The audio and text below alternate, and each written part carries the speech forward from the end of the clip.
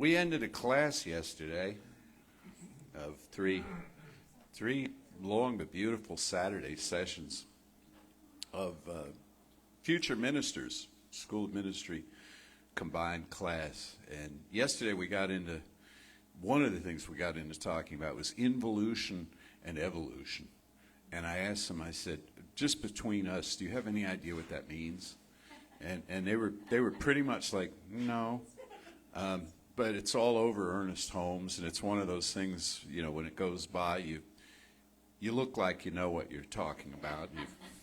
Sure. Yeah. And so what we determined it to be was that you get involved with an idea, you involve the idea, you embody the idea, and then the idea takes form.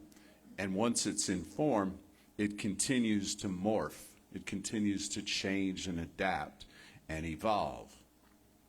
So you create in yourself an idea, or sometimes we say we're visited by an idea just comes over us for what we want to create in our lives, and we get involved with it emotionally and commit to it, and the next thing it's birthed in form, and then it grows, and then it changes, much like a child does.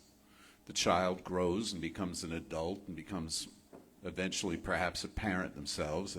And so all of these ideas are out there in space and time, and they're all evolving. And this is out of this universal mind that we're discussing this month here with you, that has answers for us on every level. And why I bring all this up to you is because it's a different thought about evolution than we usually have. Usually it's the evolution of species, and stuff crawls up on dry land, and the gills turn into feet or something, and it, you know, right, and things evolve. Or we say human evolution. Well, human evolution, we think, oh, that's great. In the future, we'll be able to flap our arms and fly. In the future, we'll be able to pass through walls. We'll be able to live in all different times. It gets real science fiction-y, you know. But the greatest form of human evolution is the adaptation to the healthiest aspects of ourselves. Not the most flamboyant, not the most spectacular, but the healthiest, most basic aspects of ourselves, like love, like unconditional love. We're evolving in love as we go. And it looks like we're evolving by fits and starts. It looks like we're evolving by 3 steps forward and 2 steps back. And perhaps that is the case in the long view over time. But when you come to a teaching like this, and this is what we also discussed yesterday, you're in the vanguard of thought. You really are.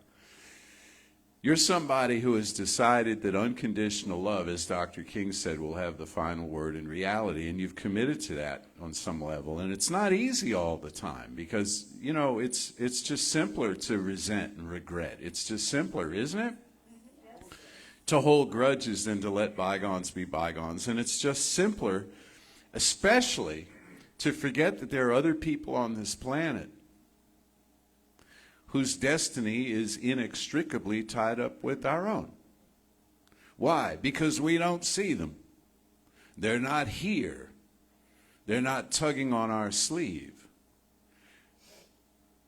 Well, the evolution that we're going through is a recognition of our oneness. Everything stems from oneness. This teaching of science of mind begins and ends with the idea that there's one life, and that life is spirit, and that life is all the life there is.